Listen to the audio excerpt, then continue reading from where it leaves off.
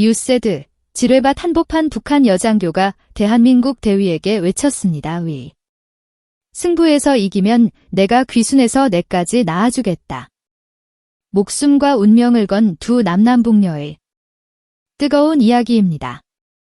영상 시청하시기 이전에 구독과 좋아요 부탁드립니다. 저희에게 큰 힘이 됩니다. 새벽 안개가 뱀의 혀처럼 축축하게 땅을 핥고 있었다. 경기도 파주시 임진강을 곁에 둔 비무장 지대의 가을은 소리 없이 찾아와 뼛속까지 스미는 한기를 품고 있었다. 세상의 모든 색이 제빛 안개에 녹아들어 오직 형태와 그림자만이 존재하는 시간. 대한민국 육군 특수전 사령부 예하 제707 특수임무단 100호 부대 소속 하선호. 대위는 바위처럼 미동도 없이 엎드려 있었다. 그의 눈은 흑석처럼 차갑고 깊었다. 최첨단 위장복은 주변의 초목과 완벽하게 하나가 되었고 그의 등 뒤에 맨 특수작전용 배낭의 무게는 느껴지지 않았다. 숨소리마저 죽인 채 그는 전방 300m 지점 안개 너머 희미하게 보이는 북측의 신규 감시 초소 지필을 응시했다. 최근 들어 미세하게 달라진 북측의 경계 태세와 병력 이동 패턴을 파악하는 것이 이번 정찰 임무의 핵심이었다. 파선호 군에서는 그의 이름보다 그림자라는 호출부호로 더 자주 불렸다. 지난 10년간 그의 발이 닿지 않은 적지는 없었고 그의 눈이 포착하지 못한 적의 움직임은 없었다. 산자와 죽은 자의 경계가 희미한 이곳. 비무장 지대에서 그는 살아있는 전설이었다. 그러나 그는 스스로를 전설이라 생각하지 않았다. 그저 죽지 않기 위해 상대를 먼저 보고 먼저 생각하고 먼저 움직일 뿐이었다. 목표 지점 특이 사항 없음. 안개가 짙어 광학. 장비 식별 제한 귓속에 꽂힌 초소형 통신기로 나직하게 속삭였다. 함께 침투한 부사관 팀원 2명은 그의 좌우 50m 지점에서 똑같은 자세로 경계를 유지하고 있었다. 그들의 호흡까지 느껴질 듯한 완벽한 팀워크였다. 그때였다. 하선우의 모든 감각이 곤두었다.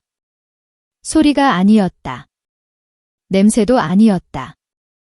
그것은 공기의 미세한 떨림. 수많은 실전 경험이 만들어낸 짐승 같은 직감이었다.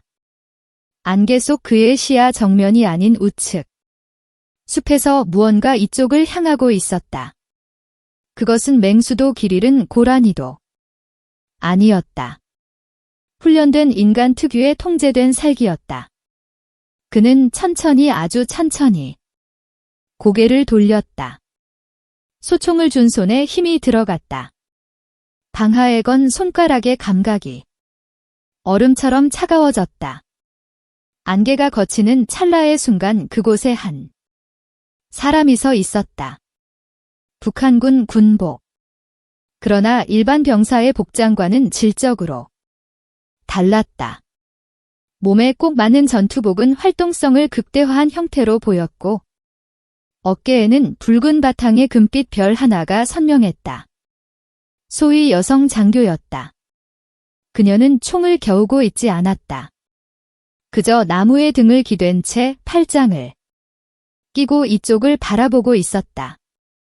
마치 처음부터 하선우가 그곳에 있다는 것을 알고 있었다는 듯 여유로운 태도였다. 치읓 같은 머리카락을 단정하게 묶었고 화장기 없는 얼굴은 창백할 정도로 휘었지만 그 속의 눈빛은 활화산처럼 뜨겁게 타오르고 있었다.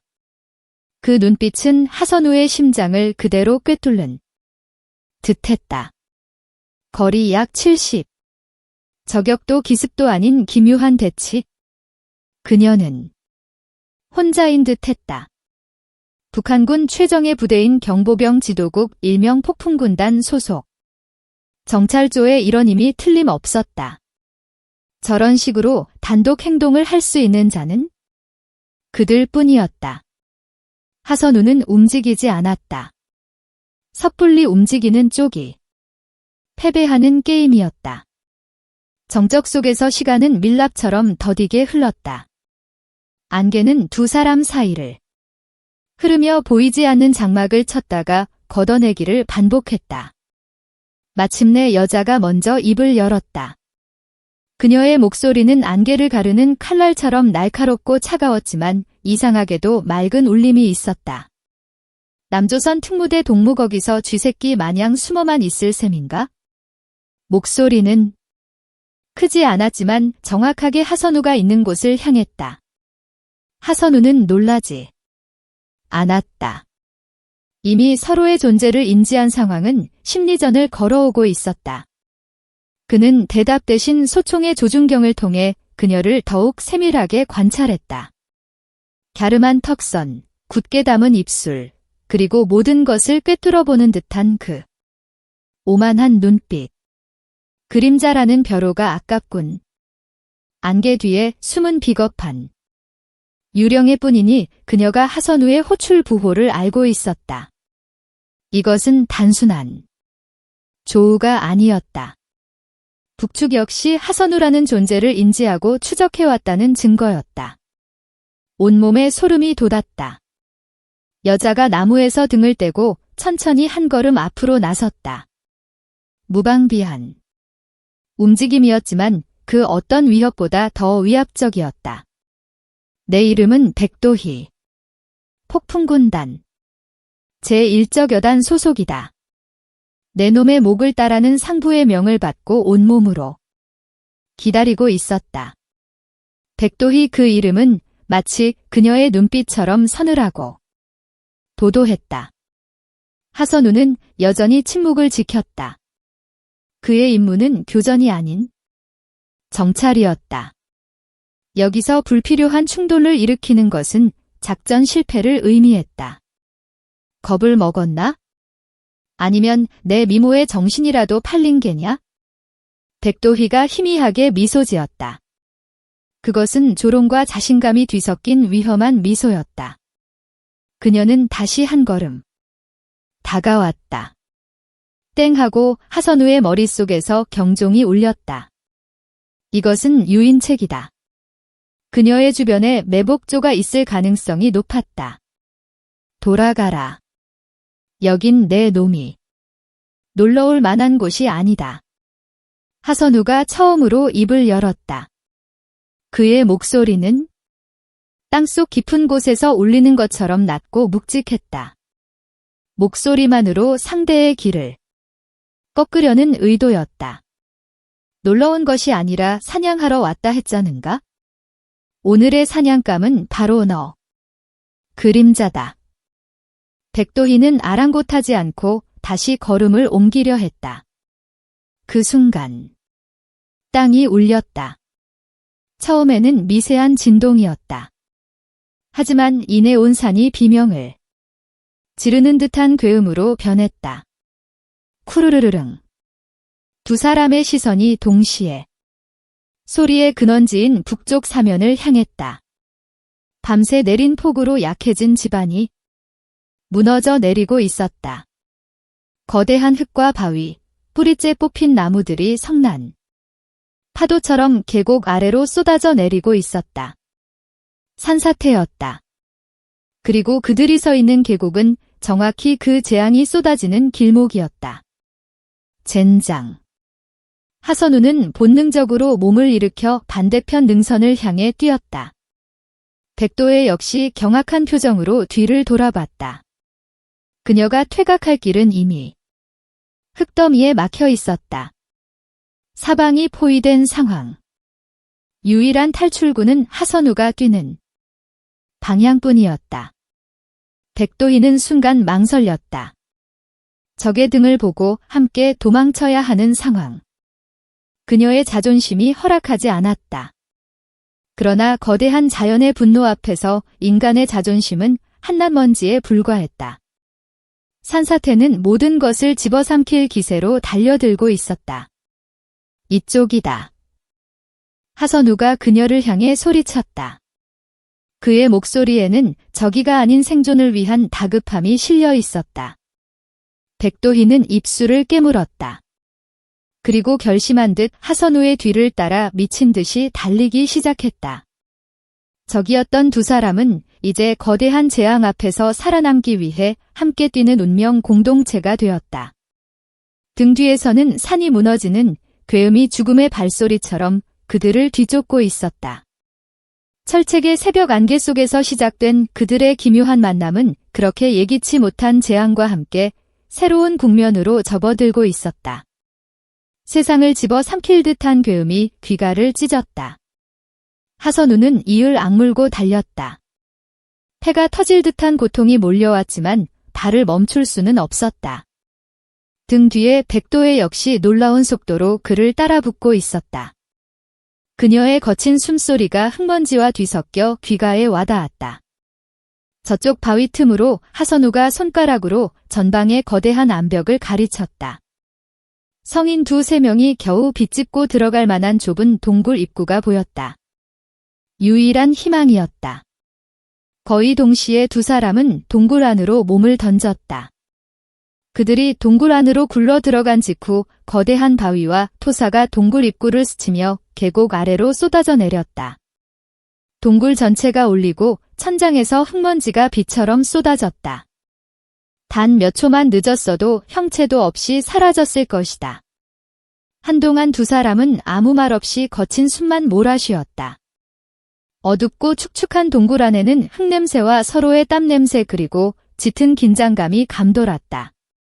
하선우는 천천히 몸을 일으켜 동굴 입구 쪽을 살폈다. 다행히 입구가 완전히 막히지는 않았지만 바깥 상황을 파악하기는 어려웠다. 산사태는 멈춘 듯 했지만 언제 다시 시작될지 모르는 일이었다. 고맙다는 말은 하지 않겠다. 등 뒤에서 백도희 목소리가 들렸다. 여전히 날이 서 있었지만 아까와는 달리 미세한 떨림이 섞여 있었다. 나도 감사 인사를 받자고 소리친 건 아니다. 하선우는 무뚝뚝하게 대답하며 손전등을 켰다. 좁은 빗줄기가 동굴 내부를 비쳤다. 생각보다 깊지는 않았지만 두 사람이 비와 추위를 피하기에는 충분한 공간이었다. 그는 백도희 빛을 비쳤다. 그녀의 전투복은 흙투성이었고 이마에는 작은 생채기가 나 피가 흐르고 있었다. 하지만 그녀의 눈빛은 여전히 살아있었다. 꼴이 말이 아니군. 하선우가 배낭에서 구급낭을 꺼내며 말했다. 내 놈이야말로 흙구덩이에서 뒹군 돼지 새끼 꼴이다. 백도희는 쏘아붙였지만 그가 건네는 소독솜과 반창고를 거부하지는 않았다. 그녀는 능숙하게 자신의 상처를 소독하고 지혈했다. 그 모습에서 수많은 야전 훈련을 거친 베테랑의 관록이 묻어났다. 상황이 진정될 때까지 여기서 대기한다. 동의하나. 내가 거부하면 업고라도 나갈 셈인가? 백도희가 비꼬았지만 그것은 동의의 표시였다. 지금 이 상황에서 각자 행동하는 것은 공멸을 의미한다는 것을 그녀 역시 잘 알고 있었다. 두 사람은 동굴 양쪽 벽에 등을 기댄 채 마주보고 앉았다. 어색한 침묵이 흘렀다. 손전등 빛에 의지한 채 그들은 서로를 힐긋힐긋 훔쳐보았다. 하선우는 그녀의 어깨에 단단히 박힌 계급장과 흙먼지 속에서도 기품을 잃지 않는 자세를 보았다. 저 여자는 단순한 군인이 아니었다. 뼈대부터 다른 어떤 신념으로 똘똘 뭉친 존재였다. 백도희는 하선우의 얼굴을 찬찬히 뜯어보았다. 잘생겼다기보다는 선이 굵고 단단한 느낌의 얼굴이었다. 무엇보다 인상적인 것은 그의 눈이었다. 평소에는 깊은 호수처럼 고요했지만 무언가를 주시할 때는 날카로운 송곳으로 변하는 눈, 그리고 방금 전 자신을 향해 소리칠 때 그 눈에 담겨있던 것은 저기가 아닌 순수한 생존의 의지였다. 그녀는 혼란스러웠다. 남조선군은 모두 미제국주의의 꼭두각시이자 비겁한 괴뢰군이라 배웠다. 그런데 눈앞의 남자는 자신이 배운 것과 너무나도 달랐다. 커피라도 한잔하겠나? 하선우가 침묵을 깨며 배낭에서 전투 식량과 함께 보훈병을 꺼냈다. 그는 보훈병 뚜껑에 따뜻한 커피 믹스를 타서 그녀에게 건넸다. 백도희는 의심스러운 눈초리로 그것을 바라보았다. 독이라도 탄 것 아니냐? 독을 타서 얻는 게 뭔데? 어차피 날이 밝으면 우린 다시 적이다. 지금은 그저 재수없게 산태에 갇힌 인간일 뿐이지. 하선우의 말에는 묘한 설득력이 있었다. 백도희는 잠시 망설이다 뚜껑을 받아들었다. 따뜻한 온기가 손가락을 통해 온몸으로 퍼져나갔다. 한 모금 마시자 달콤하고 쌉쌀한 향이 입안에 가득 찼다. 태어나서 처음 맛보는 맛이었다. 긴장이 풀리면서 몸이 나른해졌다. 이건 맛이 좋군. 그녀는 자신도 모르게 중얼거렸다. 입에 맞는다니 다행이군. 하선우는 자신의 몫을 마시며 무심하게 대답했다. 그는 배낭에서 에너지바를 하나 더 꺼내 그녀에게 던져주었다. 백도희는 말없이 그것을 받아 포장을 뜯었다. 견과류와 초콜릿이 뭉쳐진 역시 처음 먹어보는 음식이었다. 내 놈들은 늘 이런 걸 먹고 싸우나? 비슷한 것들을 먹지? 당신들은 뭘 먹나? 주먹밥과 소금에 절인 야채. 때로는 옥수수 가루. 담담한 대답이었지만 그 안에는 많은 것이 함축되어 있었다. 하선우는 더 이상 묻지 않았다. 동정은 때로 모욕이 될 수 있음을 알기 때문이었다. 시간이 흘렀다. 바깥은 완전히 어두워졌고 빗방울이 동굴 입구를 때리는 소리가 들리기 시작했다. 기온이 급격하게 떨어졌다. 젖은 전투복을 통해 한기가 뼛속까지 스며들었다. 백도희는 자신도 모르게 몸을 떨었다. 그 모습을 본 하선우는 말없이 자신의 배낭에서 방수 판초 오이를 꺼내 그녀에게 던져주었다. 덮어라. 밤은 길 거다.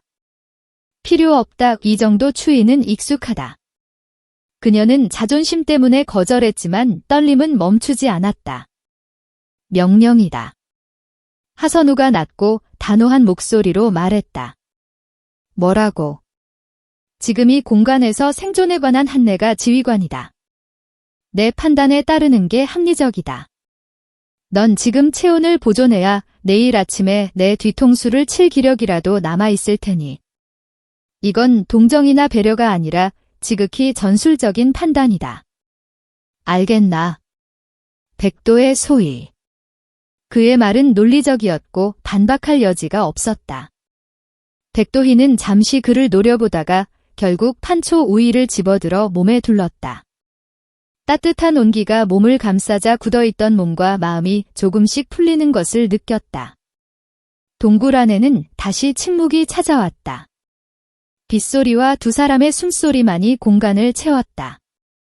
어둠 속에서 백도희는 조용히 입을 열었다. 왜 나를 불렀지? 그냥 혼자 도망칠 수도 있었을 텐데 그녀의 목소리에는 경계심 대신 순수한 의문이 담겨 있었다. 하선우는 한참 동안 말이 없었다. 그리고는 천천히 대답했다. 내 앞에 사람 있었으니까 나는 내적이. 자장가 삼아 서로의 존재를 경계하면서도 기묘한 안도감을 느끼며 적과 아군의 경계가 무너진 동굴 속에서 그들은 하룻밤을 보냈다. 그것은 앞으로 펼쳐질 그들의 운명을 예고하는 길고도 짧은 밤이었다. 밤새 내리던 비는 새벽이 되자 거짓말처럼 멎었다. 동굴 밖으로 스며드는 희미한 여명이 어둠을 밀어내고 있었다.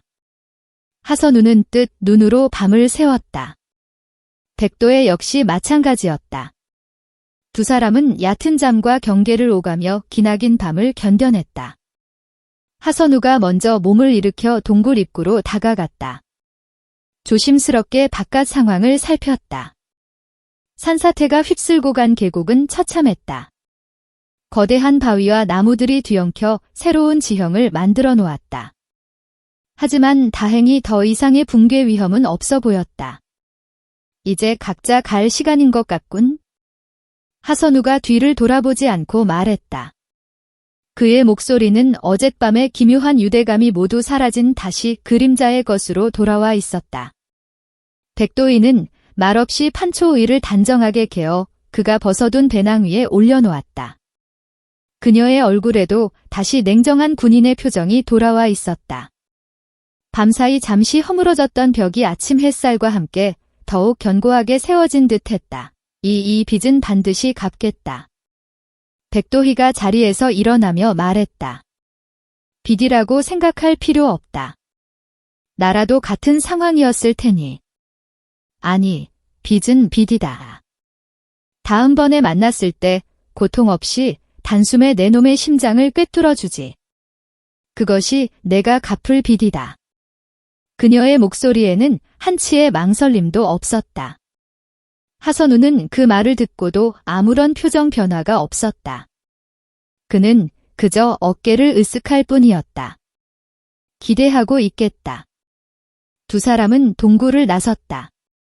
어젯밤에 재앙이 핥히고 간 계곡을 보며 둘 다 잠시 말을 잃었다. 복귀 경로를 새로 개척해야 했다. 하선우는 북쪽 자신의 원래 임무 지역을 잠시 바라본 뒤 남쪽으로 방향을 잡았다. 백도희는 그와 반대 방향인 북쪽으로 가야 했다. 그들이 막 헤어지려던 찰나 백도희가 그를 불러 세웠다. 잠깐 하선우가 걸음을 멈추고 돌아봤다.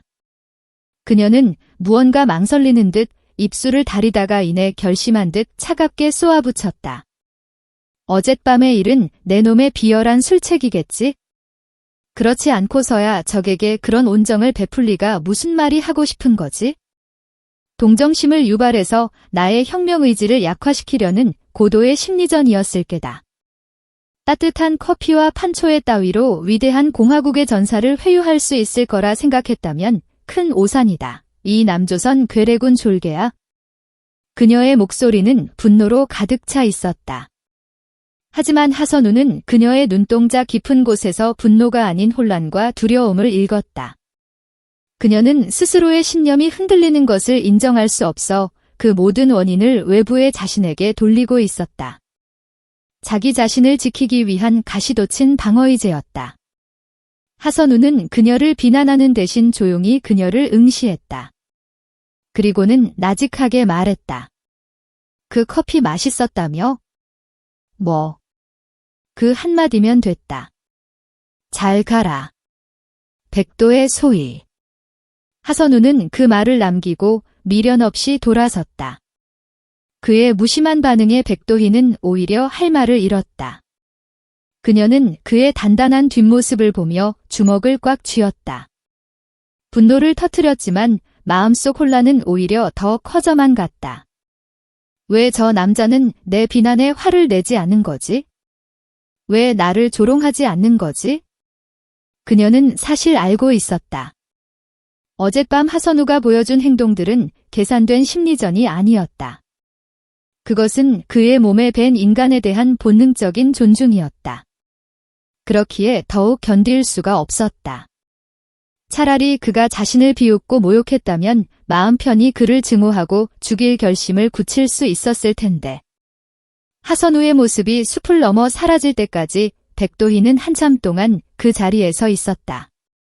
그녀의 마음속에서는 자신이 평생 지켜온 신념과 하룻밤 사이에 피어난 이름 모를 감정이 거에게 충돌하고 있었다. 결국 그녀는 땅에 침을 뱉고는 흔들리는 자신을 다잡으려는 듯 억지로 북쪽을 향해 발걸음을 옮겼다. 그녀의 마음속에는 이미 작은 균열이 생겨나 있었다. 그리고 그 균열은 훗날 그 어떤 이념의 장벽보다도 견고한 운명의 다리가 될 터였다. 한편 남쪽으로 향하던 하선우는 잠시 걸음을 멈추고 북쪽 하늘을 바라보았다. 백도희 그는 그녀의 이름을 나직이 은조였다. 적이었지만 이상하게도 그녀의 그 위태롭고 강인한 눈빛이 뇌리에서 떠나지 않았다. 그는 고개를 저으며 다시 발걸음을 재촉했다. 이곳은 감상에 젖을 수 있는 곳이 아니었다. 그는 그림자였다. 감정을 드러내서도 가져서도 안 되는 존재. 하지만 그의 마음 한구석에도 그 자신조차 인지하지 못한 작은 파문이 일고 있었다. 철책의 새벽 안개가 걷히고 한낮에 태양이 비무장지대를 비추고 있었다. 아무 일도 없었다는 듯 고요한 숲속에서 두 남녀의 운명은 이미 서로를 향해 조용히 움직이기 시작하고 있었다. 그날의 기묘한 만남 이후 하선우 대위의 일상은 겉으로는 변함이 없었다. 그는 707특수 무단의 백호 부대에서 가장 냉철하고 완벽한 작전 수행 능력을 지닌 팀장이었다. 훈련은 더욱 강도가 높아졌고 그의 몸은 한치의 오차도 없는 강철 기계처럼 움직였다. 하지만 그의 가장 깊은 내면 그 자신만이 아는 고요한 심연에서는 미세한 파문이 멈추지 않았다.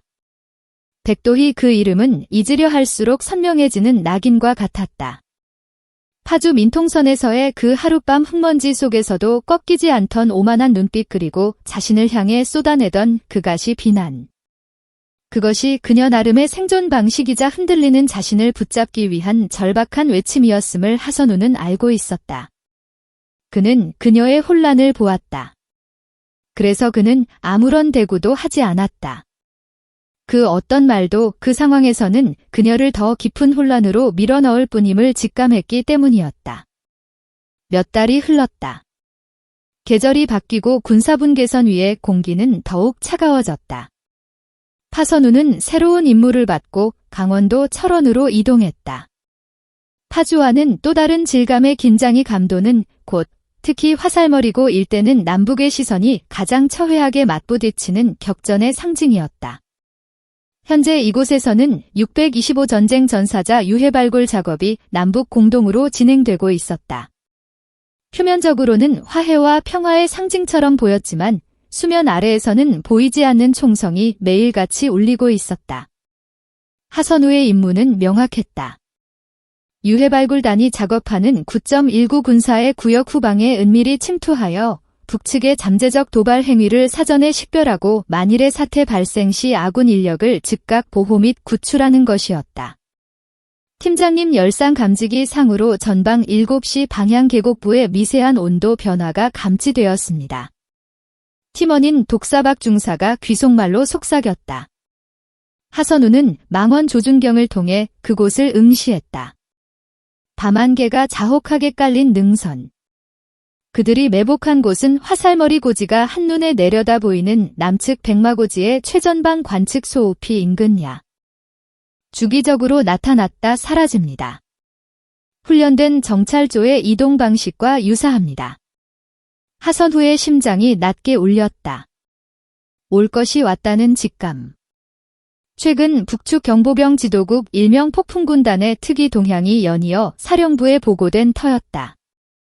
그들은 유해 발굴 작업을 방해하거나 혹은 이 작업을 역용해 아군 측 고위 관계자를 납치하려는 계획을 세우고 있다는 첩보가 있었다. 전 대원 1단계 전투준비 그림자가 직접 확인한다. 하선우는 배낭을 벗어두고 소음기를 장착한 K-워너 기관 단총과 최소한의 장비만을 챙긴 채 몸을 낮췄다. 그는 이름처럼 안개 속으로 스며들었다. 달빛 없는 금은 그는 오직 감각에 의존의 소리 없이 이동했다. 발자국 소리, 나뭇가지 스치는 소리, 심지어 호흡 소리까지 완벽하게 통제했다. 적의 예상 침투로인 계곡부에 거의 다다랐을 때였다. 그는 그 자리에 얼어붙었다. 칠흑 같은 어둠 속에서도 그녀 투유의 기척을 느꼈기 때문이었다. 하선우는 바위 뒤에 몸을 숨기고 적외선 투시경을 꺼내 들었다. 녹색의 시야 속 5명의 그림자가 유령처럼 움직이고 있었다. 그리고 그 선두의 선인물 틀림없었다. 자신과 똑같이 완벽한 위장로 어둠과 하나가 된 그러나 그 존재감만은 숨길 수 없는 여자. 백도희. 그녀는 몇 달 전보다 더 날카롭고 위험해 보였다. 그녀의 눈빛은 살아있는 면도날 그 자체였다. 그녀의 부대원들 역시 북한군 최정예인 11적 여단 소속임이 분명했다. 그들의 목표는 명확해 보였다. 야간 작업을 진행 중인 아군 유해 발굴단의 임시 수경지였다. 하선우는 즉각 팀원들에게 수신호를 보냈다. 적 확인. 교전 준비. 그런데 백도희 움직임이 이상했다. 그녀는 수경지로 곧장 향하지 않고 대열에서 이탈해 홀로 다른 방향으로 움직이기 시작했다. 하선우는 혼란에 빠졌다. 유인책인가? 아니면 별도의 임무가 있는 것인가? 하선우는 팀원들에게 본대를 맡기고 자신은 백도희 뒤를 쫓기 시작했다. 위험한 결정이었지만 저 여자를 놓쳐서는 안 된다는 본능이 이성을 앞질렀다. 백도희는 마치 무언가에 홀린 듯 유해발굴 지역 가장자리에 있는 작은 무명 능선으로 향했다. 그곳은 수십 년간 사람의 발길이 닿지 않은 지뢰가 빽빽이 들어찬 죽음의 땅이었다. 그녀가 그곳으로 향하는 이유는 도무지 짐작할 수 없었다. 하선우는 조심스럽게 거리를 유지하며 그녀를 추적했다. 그리고 마침내 백도희가 한 무덤처럼 보이는 작은 봉분 앞에서 걸음을 멈췄다. 그녀는 헬멧을 벗었다. 달빛이 구름 사이로 잠시 새어나와 그녀의 얼굴을 비쳤다. 그녀는 울고 있었다. 소리 없는 눈물이 그녀의 뺨을 타고 흘러내렸다. 그녀는 품속에서 낡은 사진 한 장을 꺼내 봉분 앞에 내려놓았다. 그리고는 북한군 전투 식량인 말린 옥수수 한 줌을 그 위에 뿌렸다. 할아버지, 저 왔습니다. 그녀의 목소리는 안개에 젖어 희미하게 떨렸다. 하선우는 망원경으로 그녀의 입모양을 읽었다. 아버지가 말씀하신 곳이 여기입니다. 평생 찾던 할아버지의 뼈가이 남조선 땅에 있었습니다. 하선우는 숨이 멎는 것 같았다. 그녀의 할아버지가 625대 이곳 화살머리 고지에서 전사한 인민군이었던 것이다. 그녀의 이번 침투 목적은 유해 발굴단 습격이 아니라 혹은 그것과 더불어 할아버지의 유해를 비공식적으로라도 확인하고 싶었던 사적인 감정 때문이었을지도 모른다. 그 순간이었다. 백도희가 갑자기 고개를 돌려 하선 누가 숨은 방향을 노려봤다. 거기 있는 거 다 안다. 나와라, 그림자. 그녀의 목소리는 눈물로 젖어 있었지만 그 기척은 조금도 무뎌지지 않았다. 그녀는 하선우의 추적을 처음부터 알고 있었을지도 모른다. 하선우는 천천히 모습을 드러냈다. 두 사람은 수십 미의 거리를 두고 수많은 영혼이 잠든 강철 능선 위에서 다시 마주섰다. 달빛 아래 그들의 운명이 다시 한번 격렬하게 충돌하기 시작했다. 내 놈이 여기까지 나를 따라올 줄 알았다. 백도희는 눈물을 닦아냈지만 붉어진 눈시울은 감추지 못했다. 그녀의 손은 허리춤의 권총을 굳게 쥐고 있었다. 그녀의 목소리에는 분노와 수치심 그리고 알 수 없는 절박함이 뒤섞여 있었다. 자신의 가장 약한 모습을 적에게 들켰다는 사실이 그녀의 자존심을 갈기갈기 찢어놓았다. 여긴 민간인 유해 발굴 지역이다. 군사 행동은 닥쳐라. 백도희가 하선우의 말을 잘랐다. 내 놈들의 위선적인 평화 노름에 구역질이 난다. 유해를 발굴한다고. 그러면서 그 뒤에 총부리를 숨기고 있는 너희가 할 소리인가? 그 총부리는 당신들도 마찬가지 아닌가? 백소희. 당신의 임무는 저 유해 발굴단을 기습하는 것 아닌가? 하선우는 침착하게 그녀의 의도를 떠봤다. 백도희는 잠시 망설이는 듯했으나 이내 경멸 어린 미소를 지었다. 그래, 맞다. 저 가증스러운 평화 노름을 끝장 내려왔다. 하지만 그 전에 내 놈부터 처리해야겠다.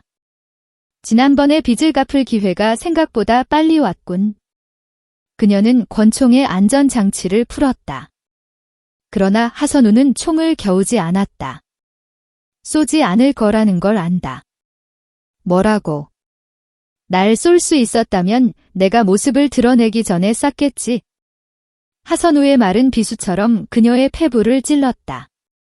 그녀는 입술을 깨물었다. 사실이었다. 그가 모습을 드러내기 전 그의 기척을 느꼈을 때 쏠 수 있었다. 하지만 쏘지 못했다. 왜지 자신도 알 수 없었다. 그저 그 동굴에서의 하룻밤 그가 건넨 따뜻한 커피의 온기가 손에 남아있는 것만 같았다. 내 놈은 나를 모욕하고 있다. 아니, 나는 사실을 말하고 있다. 당신의 진짜 목적은 여기가 아니지 않나? 하선우는 그녀 뒤에 작은 봉분을 턱짓으로 가리쳤다. 할아버지를 만나러 온 것 아닌가? 백도희 눈이 커졌다. 그녀의 방어막이 완전히 무너져 내렸다. 내 놈이 감히 그녀는 격분하여 방아를 당기려 했다. 하지만 그 순간 두 사람의 귀가에 섬뜩한 소리가 들렸다. 클릭. 그것은 하선호 쪽에서 난 소리가 아니었다.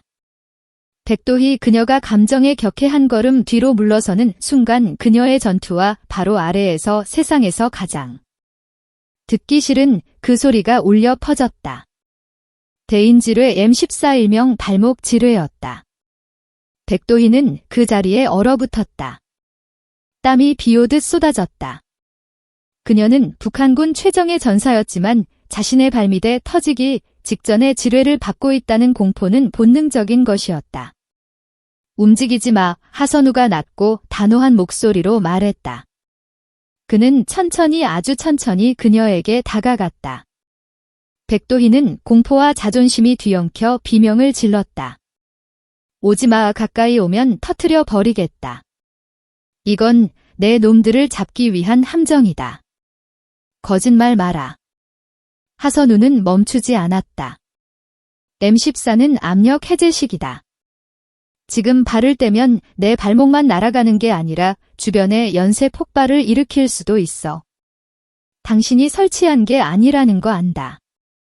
여긴 수십 년 묵은 미확인 지뢰 지대니까 그는 백도희 앞에 멈춰섰다. 그리고는 조심스럽게 무릎을 꿇었다. 그의 시선은 그녀의 발밑에 고정되었다. 내가 뭘 하려는지 알겠나? 백도희는 숨을 죽였다. 해체하려는 거냐? 미쳤군. 이건 미군제 구형이라 신관이 불안정해. 잘못 건드리면 둘 다 죽는다. 죽게 내버려 두진 않아. 하선우는 배낭에서 개인용 지뢰 탐침봉과 멀티툴을 꺼냈다. 그는 땀을 닦을 생각도 하지 않고 오직 그녀의 발밑 흙 속에 파묻힌 작은 원반에 집중했다. 왜 이러는 거지? 백도희 목소리가 가늘게 떨렸다. 나는 내적이다. 방금 전까지 널 죽이려 했다. 내 앞에 사람 있으니까? 하선우가 대답했다. 그것은 그날 동굴에서 했던 말과 똑같은 말이었다. 그리고 아직 그 커피 빚을 갚지 못했잖나. 그렇게 쉽게 죽게 둘 순 없지? 그의 농담 아닌 농담에 백도희는 울어야 할지 웃어야 할지 모를 표정이 되었다. 그녀는 하선후의 젖은 머리카락과 지뢰에 집중한 그의 날카로운 옆구를 내려다 보았다. 심장이 미친 듯이 뛰었다. 이것은 공포 때문이 아니었다. 바로 그때 하선우가 멈칫했다. 젠장 신관이 흙과 유착돼서 빠지질 않아. 힘을 잘못 주면 방법이 없는 건가? 하나 있다. 하선우가 고개를 들었다. 그의 눈이 백도희 눈을 정면으로 마주했다.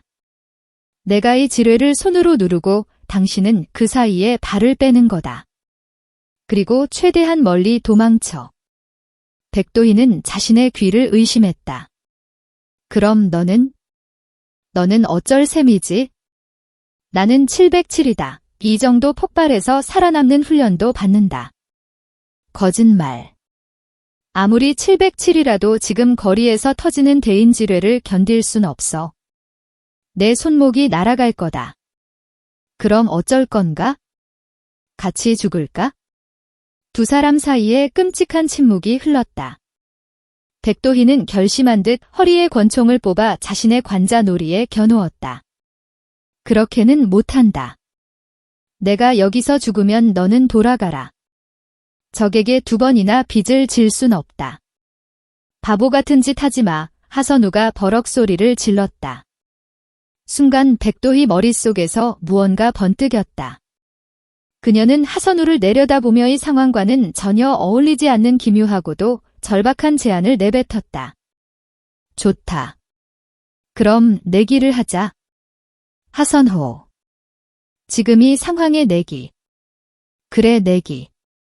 그녀는 광기 어린 진심이 담긴 눈으로 그를 쏘아 보았다. 저기 북쪽으로 50m 지점에 망가진 북측 초소가 있다.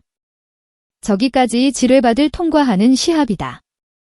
무슨 허무맹한 소리야? 내가 이 지뢰를 해체할 방법을 안다. 내 방식대로. 그 후에 시합이다. 내가 나보다 먼저 저 초소에 도착하면 내가 이긴 거다. 이기면 뭘 어쩔 건데? 백도희는 숨을 깊게 들이마셨다. 그녀의 얼굴은 발빛 아래 창백하게 빛났지만 그 눈동자는 그 어느 때보다 뜨겁게 타오르고 있었다. 내가 이기면 나 백도해. 너를 따라 남으로 가겠다. 탈북하겠다. 그리고 내 놈이 원한다면 너와 혼인하고 내 아이까지 낳아주겠다. 그것은 이성과 논리를 뛰어넘은 한 여자가 자신의 운명 전부를 건 절박한 고백이자 가장 허무맹랑한 도박이었다. 하선우는 백도희 말을 이해하는데 몇 초의 시간이 걸렸다. 지뢰밭 한가운데서 목숨을 담보로 한내기. 그리고 그 대가로 걸린 그녀의 인생. 이것은 관계였다. 하지만 동시에 그녀가 아니고서는 할 수 없는 가장 백도희다운 방식의 진심이었다. 그녀는 자신의 신념, 조국, 그리고 그를 향한 혼란스러운 감정 사이에서 탈출구를 찾지 못했고 결국 이 모든 것을 운명이라는 도박에 맡겨 버리기로 한 것이다. 정신 나갔군. 대답해 하선후. 내기에 응할 건가? 아니면 여기서 나와 함께 죽을 건가? 그녀의 눈은 진심이었다. 하서우는 그녀의 의도를 깨달았다. 그녀는 그에게 삶의 명분을 달라고 요구하고 있었다. 자신이 모든 것을 버리고 갈 수 있는 이념보다 더 강한 명분을 알겠다. 그 미친 내기 받아주지.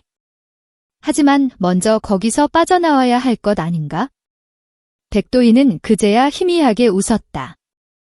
그녀는 권총을 내리고 대신 허리춤에서 날카로운 대검을 뽑아들었다. 내 방식이라고 했다. 그녀는 하선우를 밀쳐내고 자신이 밟고 있는 지뢰 옆에 흙바닥을 대검으로 미친 듯이 파기 시작했다. 뭐 하는 짓이야? 충격 주면 터져. M14는 압력 해제식이지 충격식이 아니다. 그녀는 자신의 발보다 더 깊게 지뢰 측면에 흙을 파냈다. 그리고는 지뢰의 몸체가 드러나자 대검을 그 틈새에 박아 넣었다. 이제 잘 봐에 내가 신호를 주면 나는 발을 떼고 동시에 너는 이 대검을 지뢰 때 사마 지뢰를 찍어 눌러야 한다. 단 1초의 오차도 없어야 해. 할 수 있겠나? 내가 왜 못할 것 같나? 하선우는 그녀의 대검 손잡이 위에 자신의 손을 겹쳐 잡았다. 백도희 손이 미세하게 떨리고 있었다. 셋세 뛴다. 아니 하나에 뛴다. 하선우가 그녀의 말을 잘랐다. 셋까지 세는 건 겁쟁이들이나 하는 짓이다. 내가 지금이라고 하면 무조건 뒤도 돌아보지 말고 뛰어. 좋다. 지금 백도희가 나지이 속삭였다. 그녀가 지금이라고 말하는 순간 하선우는 온몸에 체중을 실어 대검을 찍어 눌렀다. 동시에 백도희는 스프링처럼 몸을 날려 반대편으로 굴렀다. 클릭. 대검 아래에서 공이가 격발되는 소리가 났지만 하선우가 누른 힘이 폭발을 억제했다. 하지만 그것도 잠시였다. 젠장 신관이 죽지 않았어. 너 하선우 어서 먼저가 약속 지점 초소에서 기다려. 하선우는 대검을 누른 채 소리쳤다. 그는 백도희를 바라보지 않았다. 멍청한 놈 같이 죽자는 게냐? 백도희는 그에게 달려오려 했다.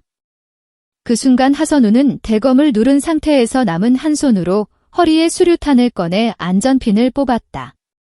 이걸로 저 지뢰 옆에 있는 또 다른 놈을 날려버릴 거다. 폭발의 충격파를 이용해 여기서 빠져나간다. 당신은 어서 가. 그것은 자살행위나 다름없었다. 백도희는 경악했다. 저 남자는 정말로 자신을 살리기 위해 목숨을 버릴 각오가 되어 있었다. 그녀가 평생 배워온 적의 모습이 아니었다. 안 돼. 백도희가 절규하는 순간 하선우는 그녀를 향해 고개를 돌렸다. 그리고 처음으로 아주 희미하게 웃어 보였다.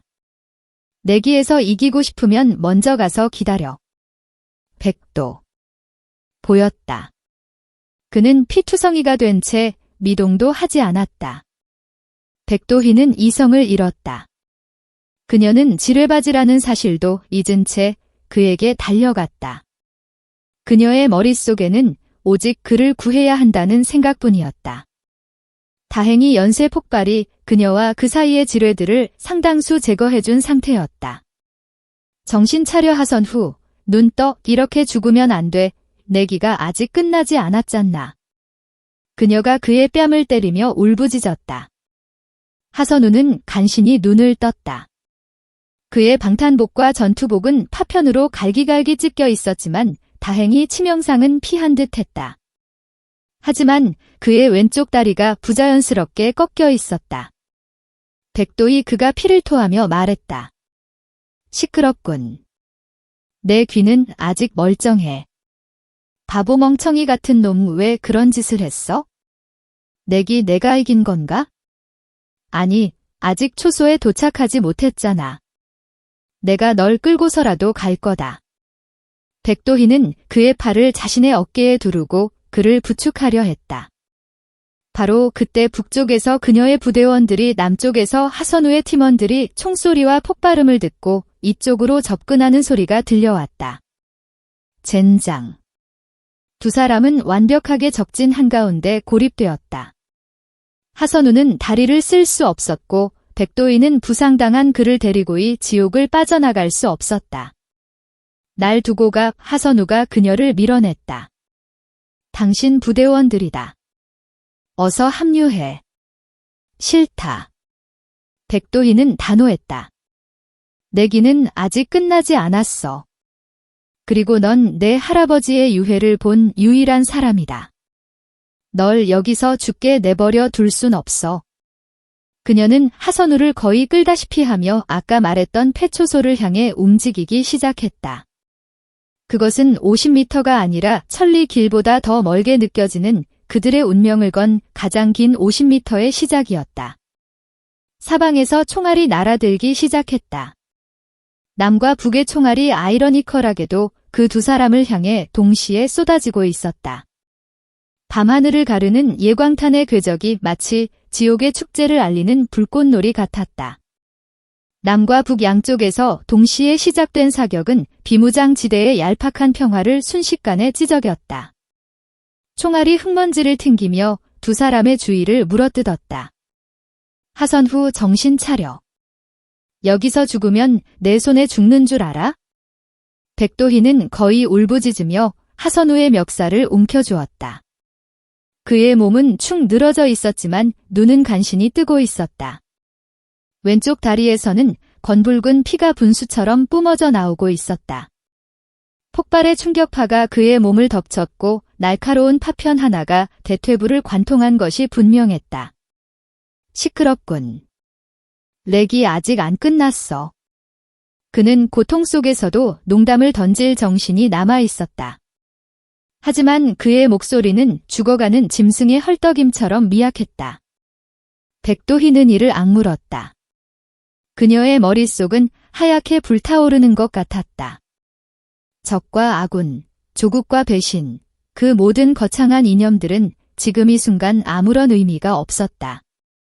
그녀의 눈에는 오직 이 남자를 살려야 한다는 원시적이고도 강렬한 본능만이 남아 있었다. 일어나. 내 놈의 다리가 붙어있든 말든 저기까진 가야겠다. 그녀는 하선우의 팔을 자신의 목에 두르고 그를 반쯤 일으켜 세웠다. 180cm가 넘는 군장까지 합쳐 100kg에 육박하는 거구였다.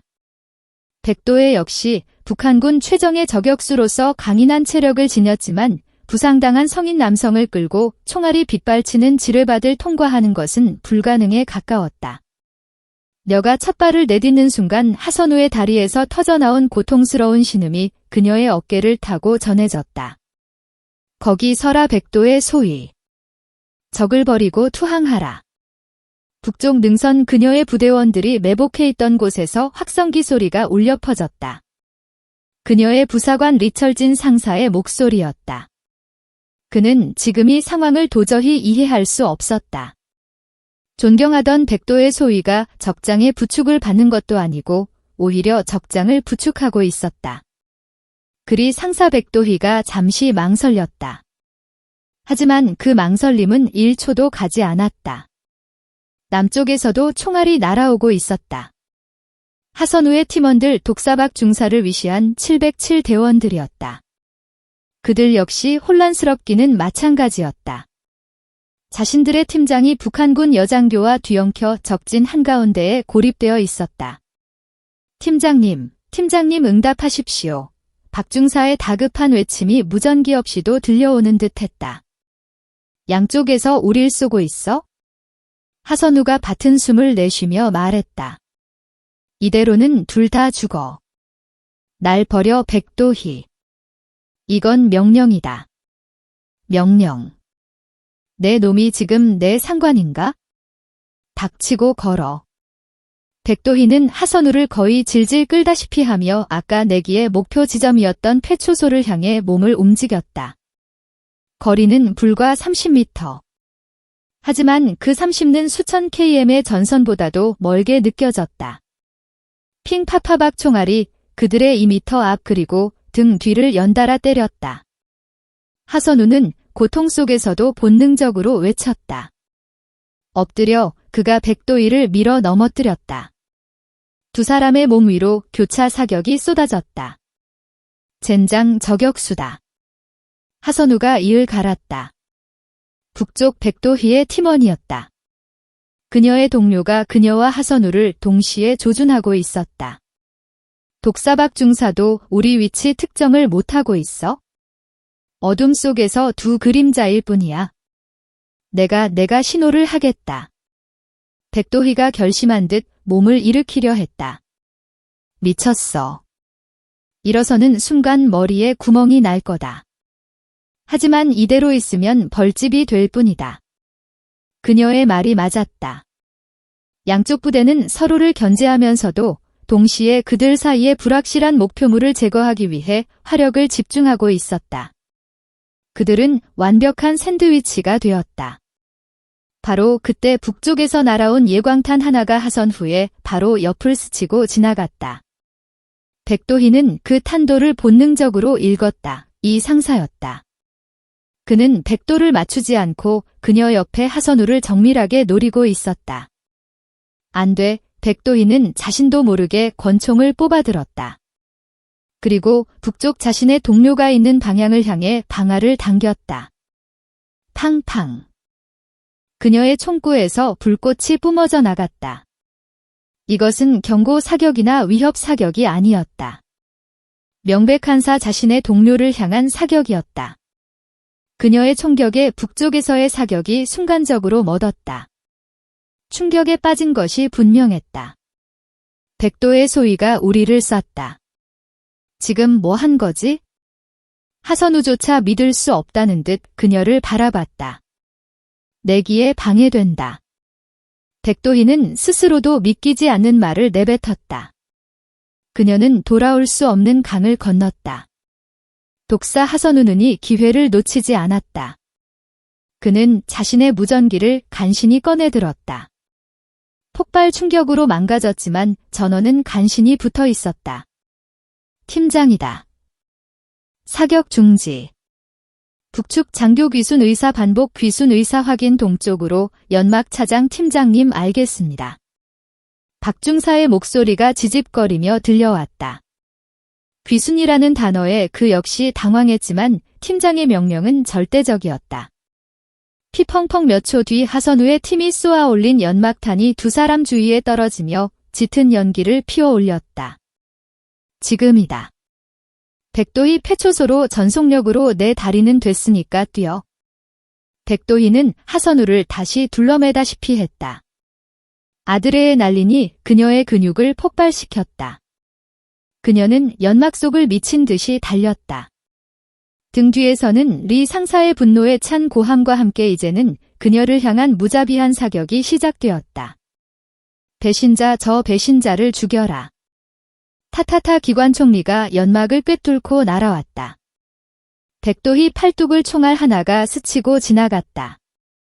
살점이 찢겨나가는 고통이 느껴졌지만 그녀는 멈추지 않았다.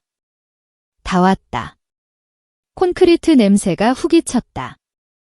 수십 년간 방치된 폐초소의 입구가 눈앞에 나타났다.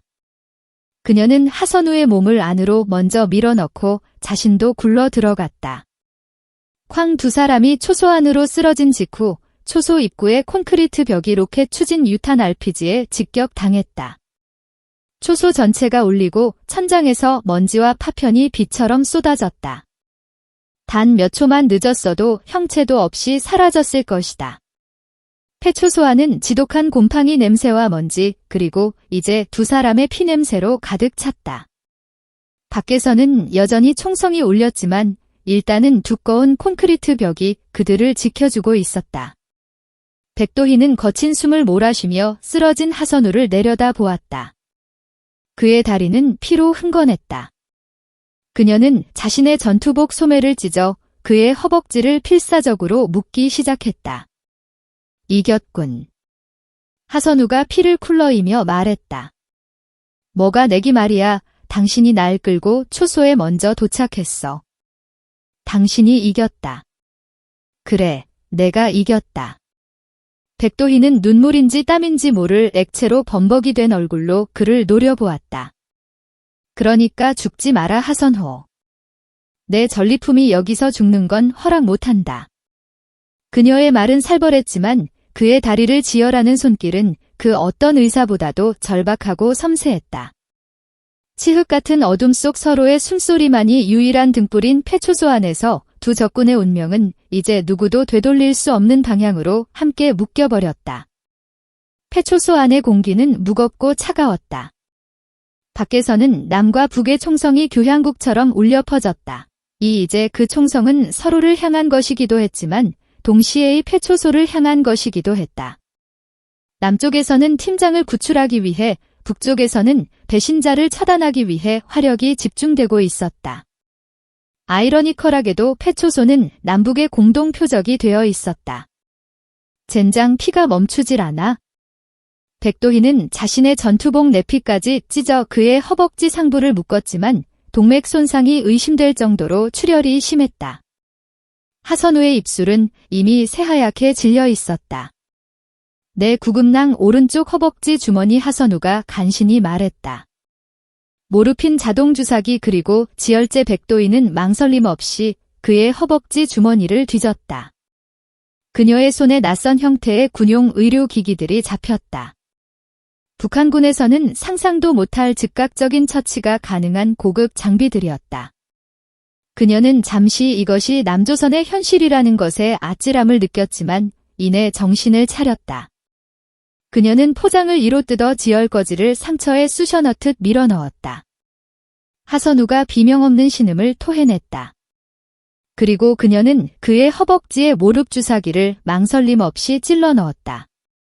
내 놈들은 이런 걸 다 가지고 다니는가? 그녀의 목소리는 떨리고 있었다. 그것은 눈앞의 장비 때문이 아니라 이 남자가 정말로 죽을 수도 있다는 공포 때문이었다. 707은 원래 좀 유별나서 모르핀 기운이 돌자 하선우의 표정이 아주 미세하게 풀렸다. 고통이 사라진 것은 아니었지만 적어도 이성을 붙잡을 정도는 되었다. 그는 찢어진 전투복 사이로 드러난 백도희 팔뚝 상처를 보았다. 총알에 스쳐 피가 흐르고 있었다. 당신도 다쳤군. 이건 상처도 아니다. 백도희는 손등으로 피를 닦아내며 무심하게 말했다. 그녀는 하선우의 무전기를 집어들었다. 이걸로 내 놈의 부하들과 연락할 수 있나? 할 수 있을 거다. 하지만 그 전에 하선우가 그녀의 손을 잡았다. 그의 손은 얼음장처럼 차가웠지만 힘은 여전했다. 당신 정말로 귀순할 생각인가? 그의 눈은 흐릿했지만 그 안의 빛은 여전히 날카롭게 백도희 심장을 꿰뚫었다. 백도희는 침묵했다. 귀순 그 단어가 주는 무게는 그녀가 평생 짊어져온 신념의 무게와 맞먹었다.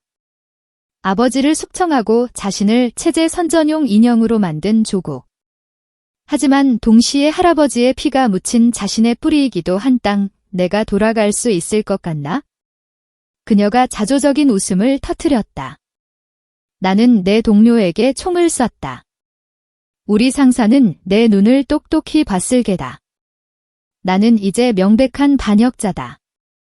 하지만 그게 내 놈 때문이라고는 생각 마라. 그녀는 하선우의 멱살을 잡았다.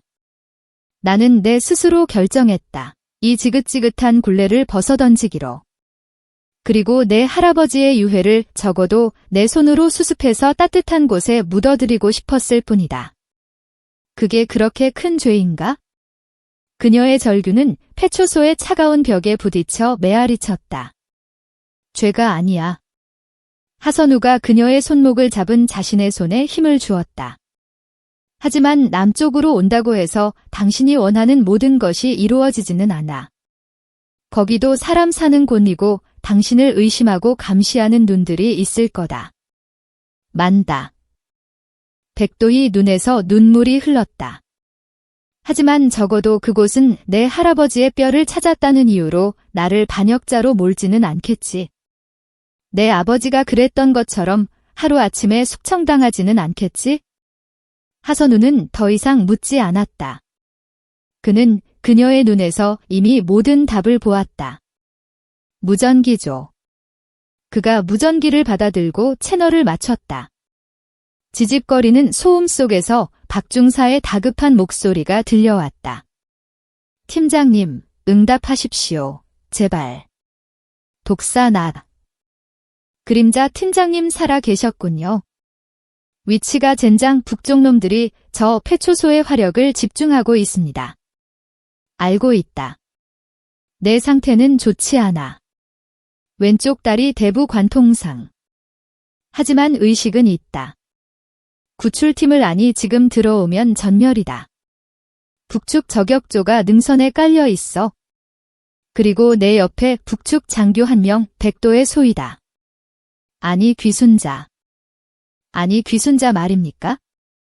박충사는 아까 하선우의 귀순 의사 무전을 똑똑히 들었다. 그리고 방금 전 그 여자가 북쪽을 향해 총을 쏘는 것도 목격했다. 그렇다. 그녀는 이제 민간인이다. 내가 보증한다. 그녀가 날 여기까지 끌고 왔다. 그녀가 없었다면 난 이미 죽었어. 하선우의 단호한 말에 박충사는 침을 삼켰다. 알겠습니다. 어떻게 하시겠습니까? 새벽동이 틀 때까지 여기서 버틴다. 놈들도 야간 작전에는 한계가 있어. 동이면 너희는 북측 저격조가 있는 서쪽 능선에 연막과 동시에 제압 사격을 가해라. 나와 백소희는 동쪽 깎까지 절벽 루트로 탈출한다. 절벽 말입니까? 팀장님, 그 다리로는 불가능합니다. 가능하게 만든다. 백소희는 북한군 최고의 저격수다. 산악기동의 전문가이기도 해. 그리고 나도 아직 오른다리는 멀쩡하다. 알겠습니다. 새벽 4시. 그때까지 무슨 일이 있어도 버텨주십시오. 무전이 끊겼다. 폐초소 안에는 다시 정적이 찾아왔다. 밖에서는 간헐적인 총성만이 울렸다. 북측도 섣불리 접근하지 못하고 남측도 구출 작전을 새벽으로 미룬 폭풍전야의 고요함이었다. 하선우는 거친 숨을 몰아쉬었다. 모르핀 기운에도 불구하고 열이 오르기 시작했다. 백도희 왜 부르나? 그 얘기 내가 졌다고 했지? 그래, 내가 이겼다. 그럼 내기에 건 조건은 어떻게 되는 거지? 내가 이겼으니 탈북해서 나랑 결혼하고 임신까지 해주겠다는 건 무효가 되는 건가? 고통 속에서도 그의 눈은 장난스럽게 빛나고 있었다. 백도희는 이 상황에 어이없는 농담을 던지는 그를 잠시 노려보다가 이내 피식 웃고 말았다. 그녀가 이 지옥에 떨어진 이후 처음으로 터트린 진짜 웃음이었다. 멍청한 놈, 그건 내가 이겼을 때 조건이었잖아. 그럼 당신이 이겼으니 조건은 당신이 걸어야지. 조건이라. 백도희는 폐초소의 유일한 출입구인 지금은 콘크리트 잔해로 반쯤 막힌 철문을 바라보았다. 저 문을 나서는 순간 그녀의 과거는 완전히 사라진다. 그리고 새로운 삶이 시작된다. 그녀는 다시 하선우를 바라보았다. 그는 자신 때문에 그리고 자신을 살리기 위해 다리가 부서지고 피를 흘리며 죽어가고 있었다. 살아라. 그녀가 나지 말했다. 뭐 그게 내 조건이다. 파선 후 반드시 살아서이 지옥을 나가. 내가 살면 나도 살 거다. 내가 나를 남조선으로 데려가겠다고 약속하고 내가 그 약속을 받아들인 거다. 그러니 너는 나를 책임질 의무가 생겼어. 알겠나? 이것은 협박도 애원도 아니었다. 그것은 두 사람이 함께 살아남아야 할 이유를 만들어내는 절박한 맹세였다. 하선우는 그녀의 눈을 똑바로 바라보았다. 그녀의 눈은 더 이상 저기에 차 있지도 혼란에 떨고 있지도 않았다. 오직 살아야 한다는 강렬한 의지만이 불타고 있었다. 알겠다. 그가 대답했다. 그 약속 반드시 지키지. 두 사람은 피냄새와 화약냄새가 진동하는 폐초소 안에서 서로의 운명을 건 맹세를 나누었다. 이제 그들에게 남은 것은 지옥 같은 이 밤을 버텨내고 새벽의 빛을 향해 함께 나아가는 것뿐이었다. 시간은 밀랍처럼 더디게 흘렀다. 폐초소 안의 온도는 급격히 떨어졌다. 하선우는 과다 출혈과 쇼크로 인해 의식이 흐려지기 시작했다. 그는 끔찍한 오한의 몸을 떨었다. 안 돼, 정신 차려. 하선후. 백도희는 자신의 전투복 상의를 벗어 그의 몸 위에 덮었다. 그녀 자신도 야른 내 차림으로 추위에 떨었지만 아랑곳하지 않았다. 그녀는 그의 뺨을 연신 때리고 말을 걸고 심지어 북에서 배운 군가를 불러주기까지 했다. 그가 의식의 끈을 놓지 않도록 필사적으로 붙잡았다. 이봐 남조선 특무대. 너희는 이런 상황에서 무슨 노래를 부르나? 애국가라도 불러봐라. 시끄러워. 내 목소리 끔찍하군. 하선우가 희미하게 눈을 뜨며 대꾸했다. 살아있군. 좋아. 백도희는 그의 옆에 바싹 붙어 앉아 자신의 체온을 나누어 주었다. 저기였던 두 사람의 심장 소리가 차가운 콘크리트 바닥을 울렸다. 밖에서는 북한군의 움직임이 다시 분주해지고 있었다. 새벽이 오기 전에 모든 것을 끝내려는 듯 했다. 그들은 폐초소를 향해 접근하기 시작했다. 흙을 파는 소리, 금속이 부딪히는 소리가 들려왔다. 폭약이다. 하선우가 속삭였다. 문을 날려버릴 생각이야. 젠장. 백도희는 K1 기관 단총을 고쳐 잡았다. 얼마나 남았지? 하선우가 시계를 확인했다. 새벽 3시 40분. 약속 시간까지 20분. 막아야 해. 20분만 버티면 내가 나간다. 백도희가 망설임 없이 말했다. 뭐라고? 미쳤어. 저들이 폭약을 설치하기 전에 먼저 친다. 넌 여기서 지원 사격이나 해. 그녀는 하선우의 배낭에서 남은 수류탄 2발을 꺼내 자신의 허리춤에 찼다. 그리고는 소음기가 달린 하선우의 권총을 확인했다. 이건 내가 쓰겠다. 넌 그 소총으로 문을 노려. 내가 신호를 주면 문을 향해 사격해. 놈들의 시선을 돌리는 용도다. 백도희. 이건 자살행위야. 놈들은 최소 4-5명이다. 나는 폭풍군단 11적 격여단 수석 저격수였다. 어둠 속에서 쥐새끼 잡는 건 내 전문이야.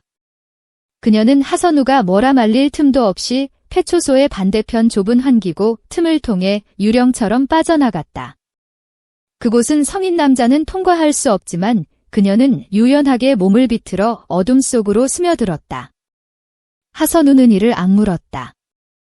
그는 소총의 개머리판을 어깨에 견착하고 반쯤 부서진 문틈 사이로 다가오는 적들을 조준했다.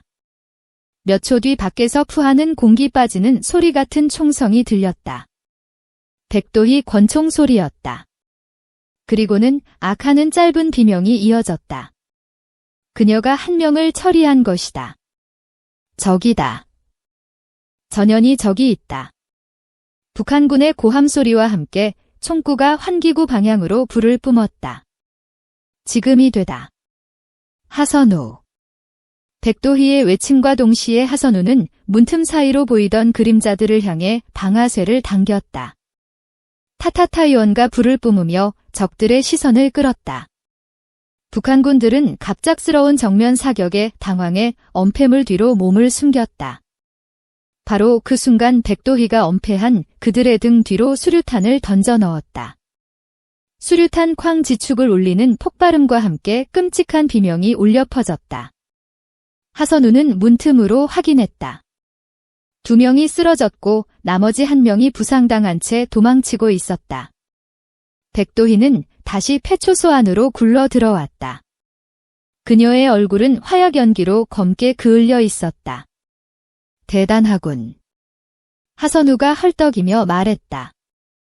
이제 빚은 없는 거다. 내 놈도 날 구했고 나도 널 구했으니. 아니, 하선우가 웃었다. 이젠 내가 날 2번 구한 건가? 시끄럽다. 준비해. 곧 새벽 4시다. 두 사람은 마지막 남은 탄창을 확인했다. 하선우는 3개, 백도희는 2개 그리고 권총 1자루. 새벽 4시 정각. 약속처럼 남쪽 하늘에서 익하는 소리와 함께 조명탄이 터졌다. 그리고 동시에 박중사의 707팀이 북측 저격조가 매복한 서쪽 능선을 향해 박격포와 기관총 사격을 퍼붓기 시작했다. 지금이다. 동쪽 절벽으로 100도. 전문가인지 증명하는 순간이었다. 그녀는 거의 수직에 가까운 절벽을 성인 남자를 업은 채로 믿을 수 없는 속도와 정확성으로 이동했다. 젠장, 적이다. 절벽이다. 뒤늦게 그들을 발견한 북한군 잔당이 절벽 위에서 사격을 시작했다. 총알이 2 사람의 머리 위를 스치며 바위에 박혔다. 거의 다 왔어. 백도희가 외치는 순간 절벽 아래쪽 어둠 속에서 그림자 2개가 튀어나왔다. 독사박 중사와 그의 팀원이었다. 팀장님. 그들은 절벽을 기어 올라와 하선우를 받아내렸다. 백소희님, 이쪽입니다. 박중사는 이미 그녀를 배신자가 아닌 귀순자로 그리고 팀장의 은인으로 대하고 있었다. 어서 헬기 착륙 지점까지 500m. 박중사가 하선우를 업고 다른 팀원이 백도희를 어하며 달리기 시작했다. 동쪽 하늘이 희미하게 밝아오고 있었다. 그리고 그 여명 속에서 검은 매의 형상을 한 대한민국 육군의 블랙홀크 기동기가 모습을 드러냈다. 두두두 강력한 로터 소리가 전장을 압도했다. 헬기가 하강하며 측면의 미니건이 불을 뿜어 북한군의 추격을 저지했다. 타 박충사가 하선우를 헬기 안으로 밀어넣었다. 백도희도 그 뒤를 따랐다. 그녀가 헬기에 발을 디디는 순간 기체는 마치 기다렸다는 듯 수직으로 솟구쳤다. 백도희는 헬기 문에 기댄 채 아래를 내려다 보았다. 자신이 평생을 바쳤던 땅 할아버지의 유해가 잠든 화살머리 고지가 순식간에 발레로 멀어졌다. 그녀의 옛 동료들이 점처럼 작아지며 총을 쏘아대고 있었다. 그녀는 고개를 돌려 헬기 바닥에 쓰러진 하선우를 바라보았다. 그는 피로 범벅이 된 채 의무병의 응급처치를 받고 있었다. 그는 그녀를 보며 마지막 남은 힘을 다해 입모양으로 말했다. 약속 지켰다. 백도희는 그 자리에 주저앉았다.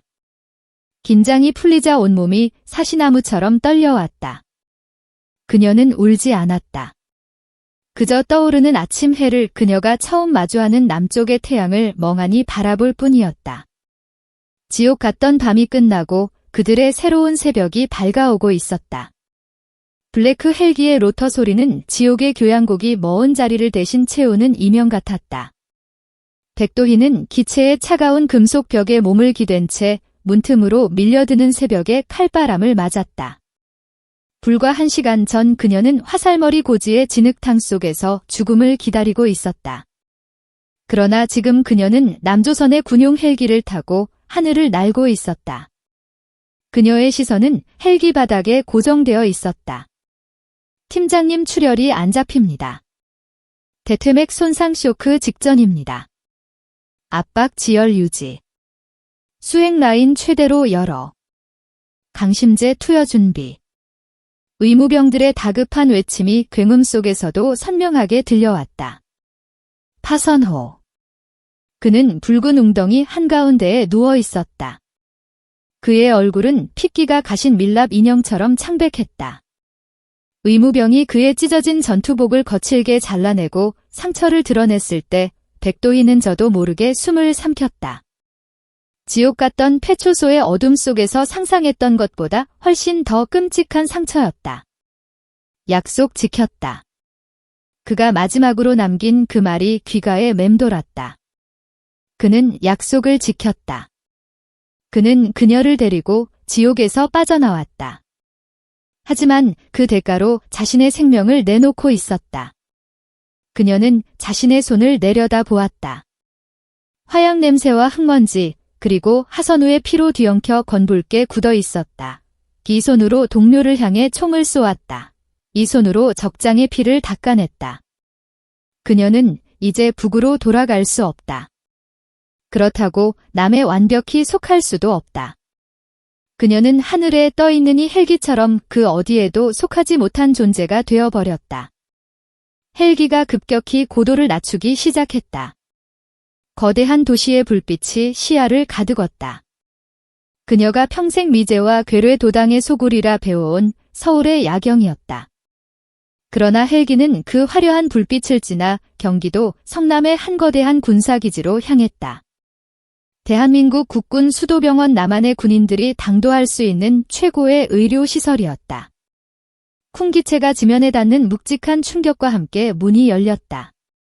눈이 부신 서치라이트가 헬기 내부를 비췄고 구급차와 의료진 그리고 낯선 제복을 입은 군인들이 폭풍처럼 밀려들었다. 환자 확보 대위하선 후 좌측 대퇴부 총상으로 인한 동맥 파열 즉시 수술실로 하선우는 순식간에 이동식 침대에 옮겨져 앰뷸런스를 향해 달려갔다. 하선우 백도희는 자신도 모르게 그를 향해 손을 뻗으며 일어섰다. 하지만 그녀의 앞을 2명의 군인이 가로막았다. 그들은 707의 검은 전투복이 아닌 얼룩무늬 전투복 위에 헌병완장을 차고 있었다. 그들의 눈에는 하선우의 팀원들이 보여주었던 일말의 동료애나 호기심 따위는 없었다. 오직 차가운 경계심과 의무감만이 번뜩였다. 이쪽입니다. 그들의 목소리는 기계처럼 감정이 없었다. 백도희는 앰뷸런스의 붉은 경이 멀어지는 것을 망연히 바라보았다. 그 불빛은 마치 하선우의 생명줄처럼 위태롭게 깜빡이다가 이내 건물의 모퉁이로 사라졌다. 그녀와 그를 연결하던 마지막 끈이 그렇게 끊어졌다. 그녀가 잠시 망설이는 사이 독사박 중사가 그녀에게 다가왔다. 그의 얼굴은 땀과 먼지로 범벅이 되어 있었지만 눈빛만은 형했다. 팀장님은 쉽게 죽지 않습니다. 그림자라는 벼로는 거저 얻은 게 아닙니다. 그는 잠시 숨을 골랐다. 그리고는 백도희를 복잡한 눈빛으로 바라보며 아주 작은 목소리로 덧붙였다. 고맙습니다. 그리고 이제부터가 진짜일 겁니다. 정신 똑똑히 차리십시오. 그 말을 남기고 박중사 역시 부상당한 팀원들을 챙기기 위해 뛰어갔다. 이제부터가 진짜다. 백도희는 그 말의 의미를 곱씹으며 헌병들을 따라 나섰다. 그녀가 발을 디딘 곳은 병원 본관이 아닌 그 뒤편에 위치한 격리된 별관 건물이었다. 국군방첩 사령부 소속이라는 팻말이 붙은 곳, 그녀의 새로운 전쟁터였다. 방은 온통 하얀색이었다. 병실도 감옥도 아닌 기묘한 공간. 눈이 시릴 정도로 밝은 형광등이 24시간 내내 켜져 있었다. 그녀는 피투성이의 전투복을 벗어야 했고 몸 구석구석을 검사받았다. 팔뚝의 총상은 군의관에 의해 능숙하지만 차갑게 봉합되었다. 그리고 그녀에게는 아무런 표식도 없는 짙은 회색 운동복이 주어졌다. 계급도 이름도 소속도 사라진 그저 대상이 된 것이다. 얼마나 시간이 흘렀을까? 이 방에서는 시간 감각조차 무뎌졌다. 문이 열리고 2명의 남자가 들어왔다. 한 명은 군복을 입은 김소령이라 자신을 소개했고 다른 한 명은 말끔한 정장 차림의 남자였다. 국가정보 즉 남조선 중앙정보부 소속이라고 했다. 백도의 시 김소령이 부드럽지만 틈을 보이지 않는 목소리로 입을 열었다. 그녀는 소위가 아닌 시라는 호칭에 움찔했다. 박충사가 했던 말이 이것이었다. 대한민국에 온 것을 환영합니다. 하지만 우린 당신의 귀순을 환영하기 전에 몇 가지 확인해야 할 것이 있습니다. 당신의 신분은 현재 특수임무 중 생포된 적성 군인인지 아니면 진위를 알 수 없는 귀순자인지 불분명합니다. 그는 서류철을 테이블 위에 올려놓았다.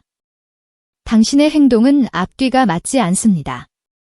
대위의 팀을 기습하려던 정황이 포착되었고 그 직후에는 아군 즉 인민군 동료들에게 총격을 가했습니다. 그리고는 중상을 입은 아군 장교를 부축해 귀순했다. 정장 차림의 남자가 끼어들었다. 마치 모든 것이 계획된 공작처럼 보입니다.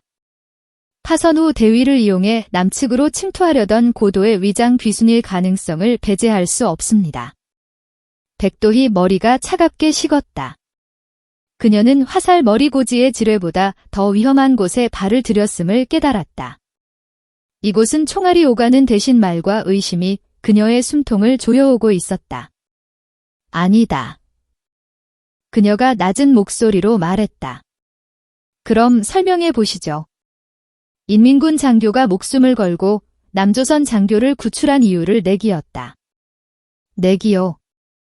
김소령이 코웃음을 쳤다. 하선우 대위의 보고서에도 그렇게 적혀 있긴 하더군요. 지뢰 제거 승부에서 이기면 탈북 결혼 임신을 약속했다. 백도의 씨, 이게 지금 제정신을 가진 군인들 사이의 대화로 보입니까? 그건 백도희는 얼굴이 붉어졌다. 그 허무맹했던 외침이 이제는 그녀를 올가매는 가장 큰 덫이 되어 있었다. 그건 진심이었다. 내 모든 것을 건 진심정장 사내가 그녀의 말을 잘랐다. 당신 아버지가 숙청당한 것에 대한 복수심입니까? 아니면 체제에 대한 환멸. 그들은 그녀의 가장 아픈 곳을 정확히 찔러왔다. 그들은 이미 그녀의 신상, 가족사까지 모든 것을 파악하고 있었다. 그녀는 발가벗겨진 기분이었다. 내 할아버지의 유해를 찾고 싶었다. 그녀는 봉분 앞에서 하선우에게 들켰던 순간을 떠올렸다. 그리고 하선우가 나를 살렸다. 동굴에서도 지뢰밭에서도 그는 나를 적이 아니라 사람으로 대했다. 나는 그에게 빚을 졌다. 빚을 갚기 위해 동료들을 쏘고 조국을 배신했다. 그들은 나를 먼저 배신했다. 백도희는 자신도 모르게 소리쳤다. 아버지를 숙청하고 나를 인형으로 만든 조국이다. 그런 조국이라도 할아버지의 뼈가 묻힌 땅이기에 버티려 했다. 하지만 당신들의 그 유해 발굴이라는 것이 내 마지막 남은 신년마저 흔들어 놓았다. 그녀는 숨을 헐떡였다. 방 안에는 그녀의 격강된 호흡소리만 울렸다. 김소령은 펜으로 탁자를 톡톡 두드리다가 차가운 눈으로 그녀를 응시했다. 당신의 감정적인 동요는 이해합니다. 하지만 그것이 당신의 귀순 동기를 증명해주지는 못합니다. 당신의 유일한 증인은 현재 의식불명 상태입니다. 화선우 대위가 깨어나지 못한다면 당신은 우리가 원하는 정보를 제공하고 남은 생을 감시 속에서 살거나 혹은 위장 간첩으로 기소될 수도 있습니다. 의식불명 백도희 심장이 얼어붙었다. 그는 살아있지만 깨어나지 못하고 있었다. 그녀의 유일한 동화줄이 그녀가 모든 것을 걸었던 그 약속이 끊어지기 직전이었다. 김소령과 정장 남자가 방을 나갔다. 문이 잠기는 소리가 쇠소리처럼 날카롭게 울렸다. 백도희는 하얀 방에 홀로 남겨졌다. 밝은 형광등 불빛이 마치 백야처럼 그녀의 눈을 고문했다. 그녀는 운동복 소매로 얼굴을 감쌌다. 눈물이 쏟아져 나왔다. 그러나 그것은 절망의 눈물이 아니었다. 분노와 생존에 대한 갈망이 뒤섞인 눈물이었다. 살아라. 그녀가 폐초소에서 그에게 했던 말이 이제 그녀 자신에게 돌아와 박혔다. 살아라 백도희. 여기서 무너지면 안 돼. 하선우는 그녀를 살리기 위해 자신의 목숨을 걸었다. 이제 그녀가 살아서 그의 증인이 되어야 했다. 그가 깨어났을 때 그가 목숨 걸고 지킨 것이 헛되지 않았음을 증명해야 했다. 그녀는 눈물을 닦았다. 그리고는 형광등을 똑바로 노려보았다. 그녀의 눈은 화살머리 고지의 어둠 속에서 빛나던 그 저격수의 눈빛으로 다시 돌아와 있었다. 그녀의 새로운 전쟁은 이제 막 시작되었다. 그리고 그 전쟁의 유일한 승리 조건은 수술실에 누워있는 한 남자가 다시 눈을 뜨는 것, 그리고 그와 함께 저 철문을 당당히 걸어나가는 것뿐이었다. 오늘도 시청해주셔서 대단히 감사합니다. 영상이 즐거우셨다면 구독과 좋아요 부탁드리겠습니다.